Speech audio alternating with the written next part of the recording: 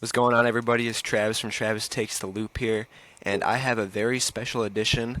I have the one and only, I'm gonna let him say his name for himself. I'm Alex Cohen. I'm one of the play-by-play broadcasters for the Chicago Cubs on Marquee Sports Network. Nice, nice. Alex, just for starters, what originally made you get into broadcasting? I think it was playing baseball, realizing that I wasn't good enough to play baseball professionally, and realizing what's the next best thing. Oh, I want to talk about it. So that was when I was 16. Now I'm 37, and been working in professional baseball for now 15 years, and been through the minor leagues and now in the major leagues. So Nice. it's been a fun ascent. What position did you play in baseball? I was an outfielder. I was a center fielder. Outfielder, center Hmm. fielder? Yeah. And when did you realize, like, you weren't really that good? Like, did you play anybody specifically that was, like, No, insane? it's really funny you ask that. So yeah, I was on varsity my sophomore junior year. Thought I was good. Went on college visits. Went to Hmm. some small schools looking at for baseball, but also some big schools. And went down to the University of South Carolina because my dad, lawyer, holds a bar in Pennsylvania and South Carolina. So he's like, let's just go down, check it out. We'll go to a baseball game. Nice, Sure. nice. So it was Um, USC against Mississippi State. I remember this vividly. Our seats are right by the bullpen, and USC had a reliever, Chris Squires, who ultimately played. I think he reached AAA with the Marlins. I remember watching him warm up, and I could hear the on the sound of the fastball that he threw, and I'm like, I couldn't hit that like one time out of 100. And I looked back at my dad, and my dad looked at me. I'm like, I'm done. Like, no way I'm going to that next level. So that's when I realized that it was done, and I should get into the talking side of it. So, I mean, I played baseball my senior year, but in high school, I broadcasted football, basketball, hockey, field hockey, lacrosse, swimming, golf, volleyball, powder puff football. I mean, you name it, I did it, aside from baseball. So. which one's your favorite broadcast for? I mean, aside from baseball, probably football. I mean, Baseball, I love football? hoops too. I actually really like volleyball. It's such a quick, fast-paced sport. So, I mean, I like them all. I really Yeah, do. I personally like the faster paced sports. I'm more of a basketball, football guy. But I Gotcha. still watch So, baseball. so I watch all the the baseball games. opposite of baseball. Got it. Got it. Yeah, no, but I still enjoy watching baseball. It's faster now. I enjoy it now. Yeah. Especially with the pitch clock. I know some people, it takes away. If you go to the game, it's not as good, but Yeah. when you're watching on TV, it's like, oh, Yeah. I'm back. Big difference between two Yeah. hours and 35 minutes and 3 hours and 5 minutes for sure. All right. So moving on, do you remember the moment you realized that you can make it big into broadcasting as a career? I mean, there's no moment that I'm like, wow, I'm gonna make it to the big leagues. I mean, you don't get there until you get there. But I mean, I remember my first minor league baseball broadcast. I'm like, man, this is sick. Like, I want to do this forever. I remember the first job that I got. I remember the first no hitter that I called. I remember the first big league spring training game I called. I remember the first big league game I called. I remember the first walk off I had in the big leagues. So I don't think there's any particular time you're like, man, like I made it because I still don't feel that way. I mean, I feel that I have to get better. I feel like I have to build good reps. I make good connections. You're only as good as your last game and your last inning. So it really doesn't matter all that much what I've done in 14 years. Like if I go out there and really struggle my first game, like that's not a good thing. So yeah, I really haven't had like like I made it because I really don't feel like I've made it yet. Yeah. Out of which one was your favorite to call? Like, which moment was it? I think, man, it's tough. I think this year, Cubs Dodgers at Wrigley, back and forth game. Miguel Amaya hits the game tying home run off of Tanner Scott with the Cubs down to their final strike pitch. And then the E&a-half walk off the inning later. So, Yeah. all things considered, like that game, environment of Wrigley against the defending World Series champions, winning like that, really sticks out to me. That was a fun game. I was watching It that game. was. It I was a remember. ball. I know. Yeah. Well, one of my buddies, I think, went, and they like to do like they like to make bets with like who hits a home run with each other. Yeah. I was like, add me into there. I'm like, Miguel Amaya is gonna hit one tonight because he Yeah. was he was blasting them out earlier in the year You know what? before he Bring went out down. me. Yep. What was your first like big real opportunity in broadcasting? Which one was like the first real Yeah, I mean, opportunity you like my got? first minor league game I was able to do, I was 21 or 20. It was my junior year of college. I was a media relations broadcast intern with the Lehigh Valley Iron Pigs, AAA affiliate for the Phillies. And later in the years, like right before I went back to school, the broadcaster had their second kid. So he's like, "Do you want to fill in?" So I'm like, "Yeah, sure." So it was Lehigh Valley Iron Pigs, Rochester Red Wings at Frontier Field in Rochester. And that was like my first game that I was able to do 9 innings myself and get tape and do good things and do bad things and trial and error. And yeah, that was the first one where I was like, all right, like I could do this forever. So that's something that sticks out to me. Do you remember who won that game? Definitely not Lehigh Valley. It was Rochester. Yeah. Early on, what was the hardest part about breaking into the industry as a broadcaster? Being okay with rejection. I remember the year after I graduated, I did independent ball for a summer. So I graduated, went to just outside of St. Louis, worked for the Gateway Grizzlies, Frontier League. I was their number 2 broadcaster. And then I got back home to the Philadelphia area, and I sent an email to every single minor league semi-pro baseball team. I'm talking like 250 emails. 225 didn't respond.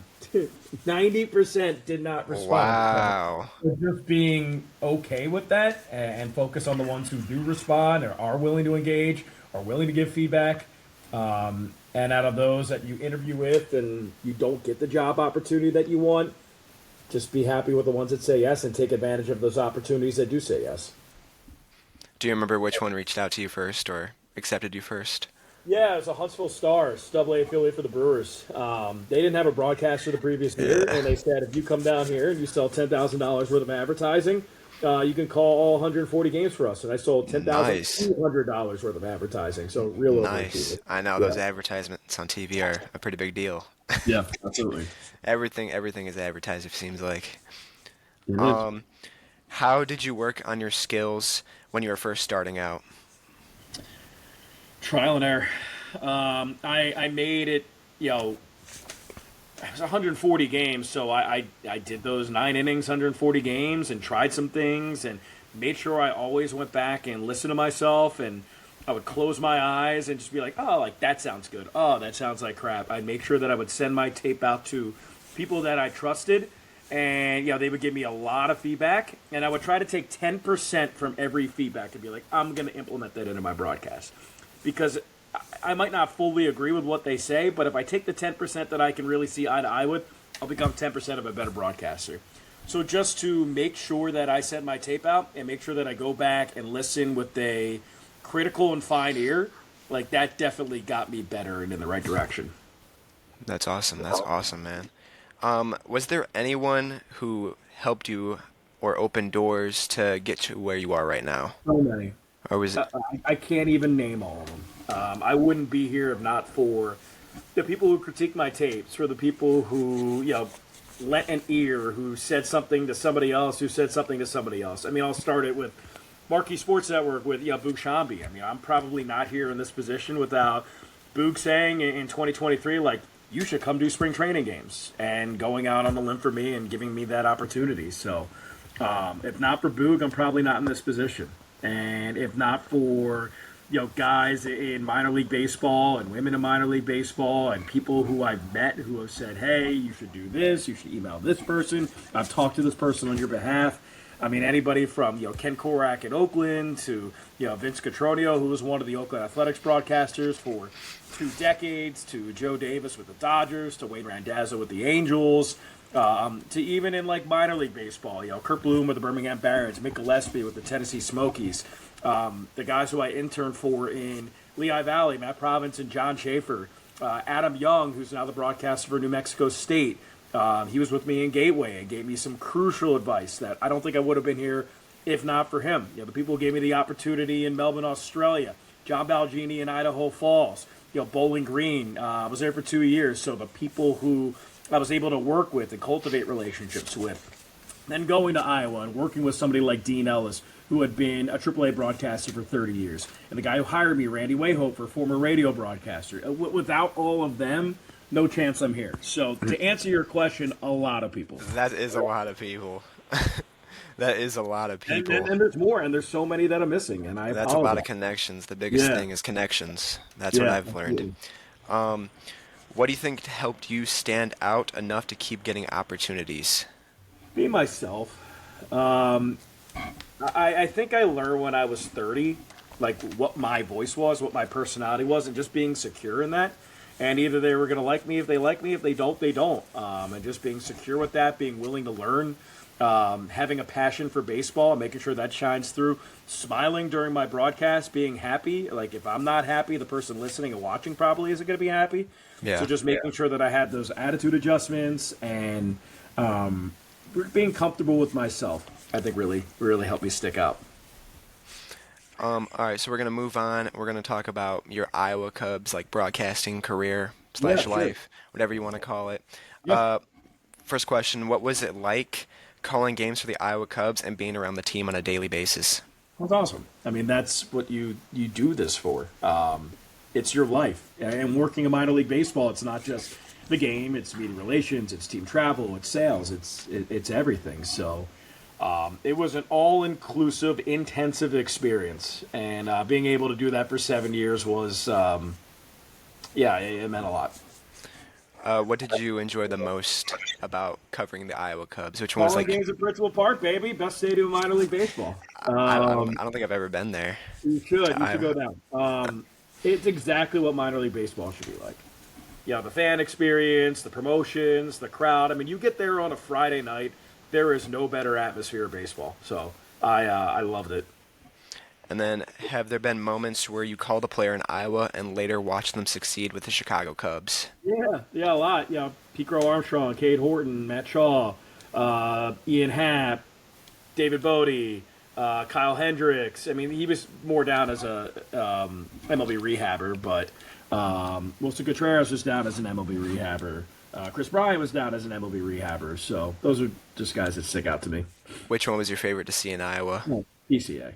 He was just PCA? so Yeah. yeah, yeah, Yeah, my dad's a huge PCA fan. yeah. Big He's PCA guy. special player, special person. Great dude. Yeah. Now we'll get to the major league team, the Cubs Sure. broadcasting life. Yeah, Yeah. like the big thing, the big game. Uh, what's still or not? Sorry. What's the biggest adjustment when calling games at the MLB level compared to the AAA level? Sure. Broadcasting games at the MLB level, you have so much more at your disposal. You have a color commentator, you have a sideline reporter, you have two statisticians, you have a production team in your ear. Minor league baseball, normally it is me, myself, and I. Like, I am the one man band. I am Steph Curry in minor league baseball broadcast. In big league baseball broadcast, I'm a point guard. I need to make sure that Jim DeShays can say what he wants to say. I got to make sure that Taylor McGregor is in the spots where she can say what she wants to say. If there's a big moment, got to make sure the crowd can speak the loudest. Like, I am a point guard. I am Mike Conley Jr. is like my reference. Like Mike Conley Jr. back in the day would get like 13, 7, and 5. He wouldn't go off for like 25 points, but just like, yeah, I'll get my buckets, I'll get my calls, but I got to put other people in opportunities to succeed. And I think you have to do that in the big leagues as opposed to minor league baseball. We talked about this a little earlier. You said how electric Wrigley Field is, especially in that Dodgers game. I want to say back in May or April. It was late One of, April. Yeah. Late April. Yeah, it was somewhere in between there. Um, Calling it games at Wrigley Field is iconic. Does that atmosphere still hit you during a broadcast? Every time, every day, every time I'm sitting up in that booth and you get that panoramic shot of Wrigley Field, every time you hear the seventh inning stretch, every time you hear Go Cubs Go, every time you hear the organ playing. I mean, it hits hard. It absolutely hits hard. I know.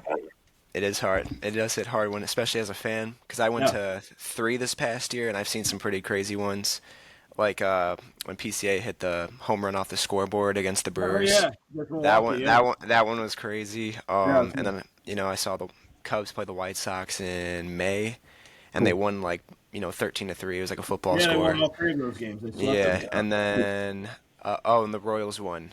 They lost the series, but they won 6-0. And Yeah. my buddy was a Royals fan, and yeah, he was giving everybody crap the entire time. He's pretty obnoxious when he goes, but Love especially it. for a Royals fan. But I respect it. yeah, but did so Out of all the stadiums, one of my buddies asked me, he wanted me to ask you this. Out of all the stadiums besides Wrigley Field, which one was your favorite to broadcast at? Ooh. That's easy. Tokyo Dome. Being able to call Tokyo the first Dome? game of the year, yeah, being able to call the first game of the year, first pitch of the year, when it's Shota Imanaga versus Shohei Ohtani, and it's in Japan. Definitely the Tokyo Dome. I bet. Tokyo, that's a beautiful city. It Beautiful is city. very, very clean, very big, lots of culture. Everything's on time. It's fun. It's awesome. How was the atmosphere there? What were the people like? What was Incredible. the But food like? it's a completely different fan experience. I mean, they're always standing up all game long, all 3 hours, and you expect them to be loud and raucous, and they're not. They're really quiet and respectful, and they're not. They're not on their phones. They're not even drinking much alcohol or eating. Like they're just like so focused in on watching the game. Like it's a completely different fan experience.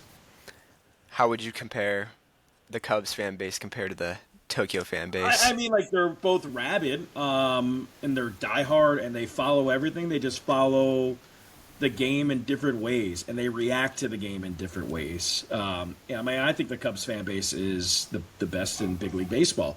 But you go out to Japan, and like they couldn't consume the sport more differently. So Yeah, yeah. All right. So we'll move on and we'll talk about just some advice you can give out there for some people. sure, I have three questions.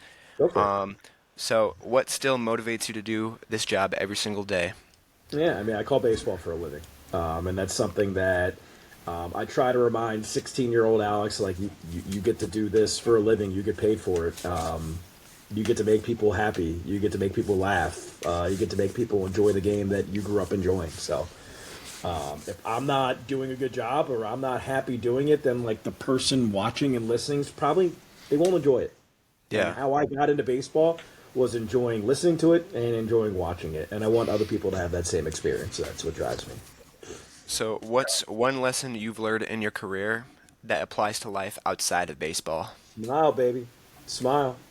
If you're not having fun, if you're not happy, other people aren't going to be happy. Yeah.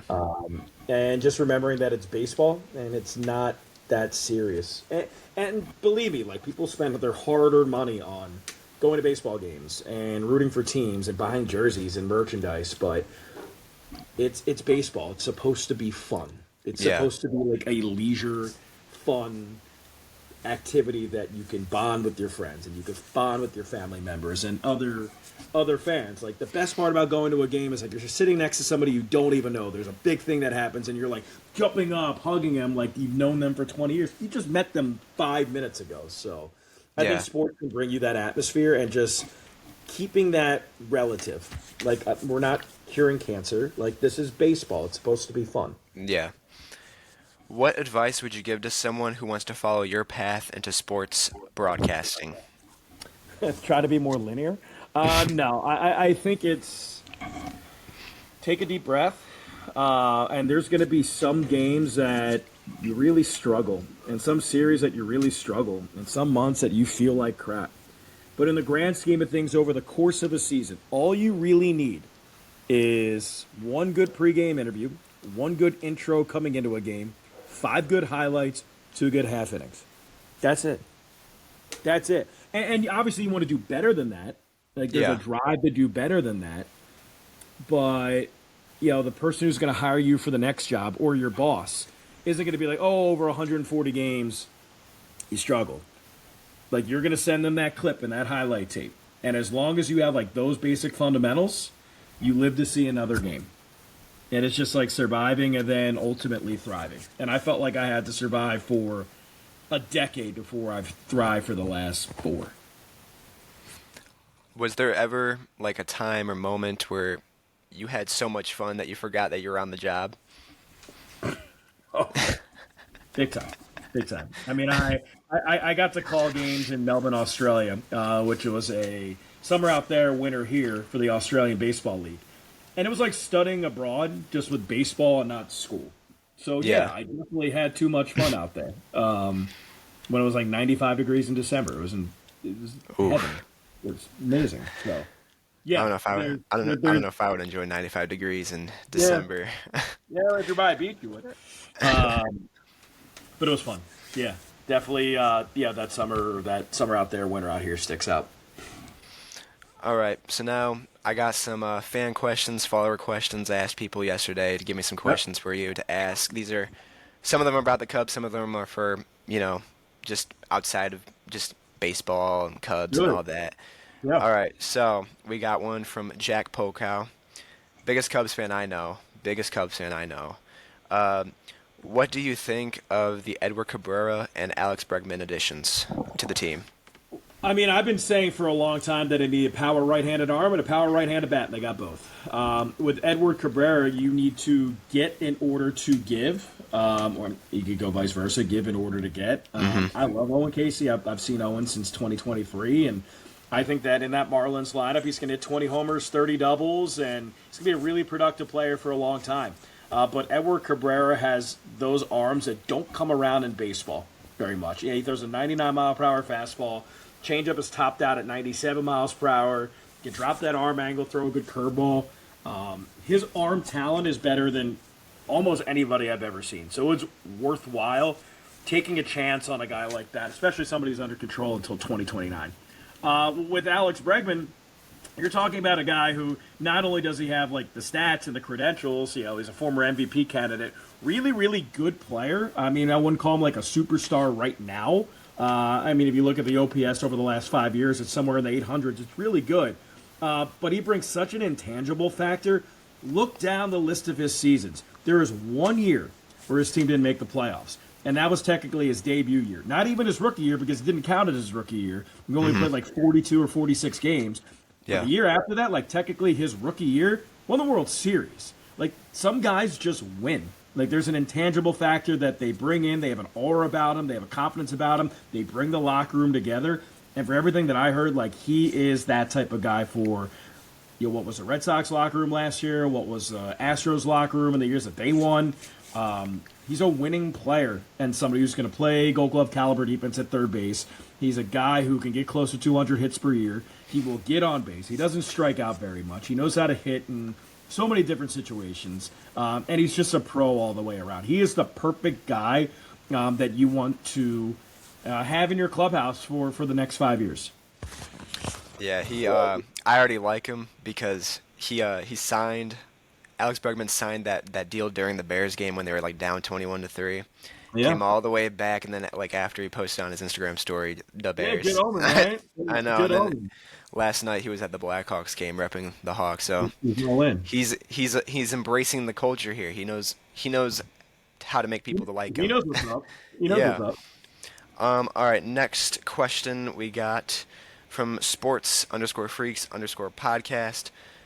This one, do you see the Cubs winning the World Series? I mean, I think they have the talent to win the World Series. Obviously, the Dodgers have done it the last 2 years, and they're not getting worse. I mean, they are the front runner to win the World Series. But so much can happen in 162 games. Yeah. Staying healthy, guys playing at the right time, guys peaking at the right time. So I think if the Cubs, if they can keep Edward Cabrera healthy and really harness his tantalizing stuff, if Daniel Palencia can be the closer of the future, if Porter Hodge can come back and be Porter Hodge of 2024 and not 2025, if the relievers that they added, Hunter Harvey, Phil Maton, Hobie Milner, can be as good or better than the relievers who came through last year, and Brad Keller and Drew Pomeranz. I mean, that's really important. If Michael Bush can go from year 2 to year 3 like he did year 1 to year 2, if Pete Crow Armstrong can play baseball at a 30-30 level with platinum glove caliber defense. If Dansby Swanson can be a Gold Glove caliber shortstop with 20-plus home runs. If Ian Happ can hit 20-plus home runs and be a Gold Glove caliber left fielder. If Alex Bregman can be an all-star. If they can get the same production out of the catchers that they did last year with Miguel Amaya, with Carson Kelly. There's so many different factors that go along with this, but do they have the makings of being a World Series team or a contender to dethrone the Dodgers? I think so.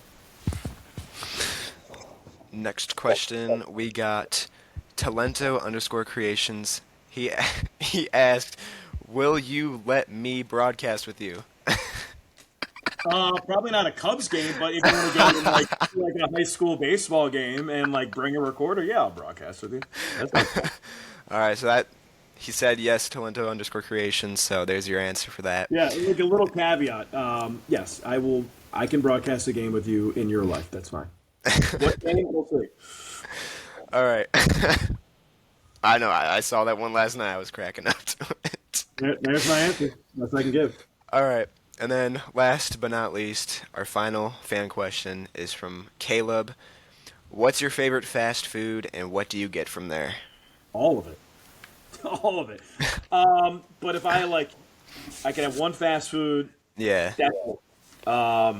And this is like my go-to. It's my guilty pleasure. So I do like a lot of driving. Done a lot of cross-country road trips, and my goal is I stop at Taco Bell probably around 10:30, 11 o'clock a.m. and get a taco 12 box. It's like a party pack of 12 soft tacos. Nothing else on it. You give me like a mix and match of the sauces, but it's cheese, lettuce, and tacos. And my goal is to eat all 12 tacos by the time I reach my destination. So that's like my gift and my test to myself and my stomach and my colon. Oof. I'm not a big Taco Bell guy. Yeah, but like you give me like a Whopper from Burger King, like I'm all in. You give me a spicy chicken sandwich from Wendy's, I'm all in. You get me an In-N-Out double double, like sign me up. Anything from Whataburger, I like. You go to Culver's, you get me give me a cheeseburger and some curds. You give me like a steak burger from Steak and Shake. Like I like it all. Uh, I forgot what I was gonna ask now. I was gonna follow up that question. Yep, Oh, how is I've never been to In-N-Out. How is it? yeah, that's amazing. Double What, double. what's Yeah, I mean, the order is you get a double double there. I'm not a pickle guy, so I get mine without pickles. Yeah, I just get mine with onions and tomato and lettuce. yeah. Their fries, they're like those little like potato strip fries. Make sure that they're extra crispy. And you get a milkshake there. Get a Neapolitan shake, which is a chocolate, vanilla, and strawberry milkshake. It's heaven. Heaven in a cup. What about the chocolate milkshake? Is the chocolate milkshake good? I mean, I'm sure it's good. I love chocolate milkshakes, but yeah, Neapolitan shake there is like on my list. All right, and now the last question. I'm gonna ask you this one, from the heart. What do you think the Cubs are gonna do with Matt Shaw and Nico Horner? I mean, I said it on Marquee Sports Network. I'd keep him. To me, you sign Alex Bregman, and to be the best version of the 2026 Cubs, it is Alex Bregman at third, Nico Horner at second, and Matt Shaw, making sure that those guys are healthy while also giving Dansby Swanson some time off. But sure, I mean, this is a player in Dansby that plays 150, 155 games a year. So if you can keep him fresh, especially as you enter like the second half of that 7-year contract for him, I think it's really important. So, yeah, I want Alex Bregman being my starting third baseman, 135, 140 games out of the year. I want Nico Horner being my starting second baseman, 135, 140 games out of the year. I want Dansby Swanson being my starting shortstop, 135, 140 games out of the year. And I want Matt Shaw backing up all of them and also DHing. What do you think? What do you think Matt Shaw's like ceiling is? And I Floyd mean, can do he that too. drafted in the first round as like a hit first infielder. I Yeah. mean, he was a guy who was projected to be an all star bat. And it's fun watching his glove really be the all star component of his game. I mean, he's worked so hard in that. Being a college shortstop, then moving over to second base. It's only been a third baseman, a primary third baseman, for like a year and a half. And seeing him be able to do that at a gold glove level was really impressive. So if he can continue that and make adjustments in his swing, which he did in the second half last year, I mean, he's an all star caliber player. All right, now I'm gonna end it off with this question. Kind of like a kind of a funny question. Who is out of all the people you work with on Marquee Sports Network, who is the funniest on there? JD. JD's just like he's so dry. Like it's one of those where he'll say something and then a couple innings later you'll start laughing. You're like, oh, like I finally get it. Like he's a mixture of like dry and like Yeah. just so much smarter than the average person. But they're all funny. Like Cliff's hilarious. Deb's awesome. Deb's really funny. I'm fortunate to be able to work with a lot of really funny people. Like Elise and I have a really good time together. She cracks me up. T Mac cracks me up. I've never worked with Boo because we're both play-by-play guys, but he's hilarious. Like it's a funny crew. That's awesome, man. That's awesome. I'm glad that you are the Cubs broadcaster. I find you very entertaining. Thanks. I I appreciate assume it. a lot of people find you very entertaining as well. Yeah, it's a Um, wide spectrum. I So remember I remember hearing you for the first time someone I was getting back from work or something, like I want to say, oh, I forget when. It was like last year. Whenever you, it was like your first game with the Cubs, I'm Mhm. pretty sure that you called. And I come in, I'm like, who is this guy? Like this ain't Boog. And then Nope. my dad's like, oh, it's the AAA guy. It's Alex Cohen, I think. I was like, oh. And then I thought you were pretty good, and I was like, man, Thanks, man. I this appreciate it. guy. And then last year you were calling a lot of games. It felt like I felt you called more games than Yeah, Boog. I got to call 30 some games and got to call some really cool moments, from Japan to PCA's home run in Cincy to his home run in Milwaukee to the walk offs. I mean, last year is a year that I'll hold in pretty high regard. Yeah, man. All right. Well, Alex, I appreciate you for your time. I appreciate the kindness that you brought just into this interview. I had a really good time, and I can't wait to see you in this upcoming season with the Cubs, man. Thanks, Travis. I really appreciate it. Thanks for having me on. Keep doing what you're doing. And Thank you. yeah, hope to see you at Wrigley. Thanks so much. Yes, sir. Wait, one more thing. What do you If got? you want, you can shout out your Instagram or whatever people can follow you on or Yeah, I all mean, that it's, jazz. it's really Twitter or X for me. It's at Voice of Cohen too. Okay. So I mean, I'm not silent ever really. I mean, I just like talking ball and Yeah. talking with people and interacting with people. So yeah, at Voice of Cohen too. I'll probably respond and we'll have some fun. Nice. All right, Alex. Well, thank you for your time, and you have a wonderful night, my good friend. Thanks, Travis. Appreciate it. All right. Thank you. You have a good one. You too.